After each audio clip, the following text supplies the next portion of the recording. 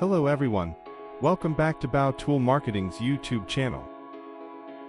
Today I will guide you all how to like, comment, and automatically share in a live stream on the social networking platform TikTok.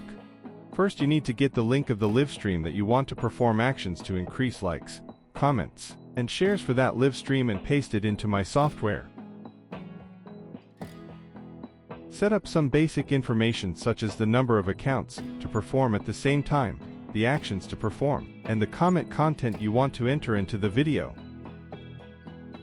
Select the accounts you want to perform actions in the live stream, then press start. The account will automatically take the actions you request. This is software that can help you live stream sell better, attract more viewers to your live stream, and create the best sales effect for your live stream session.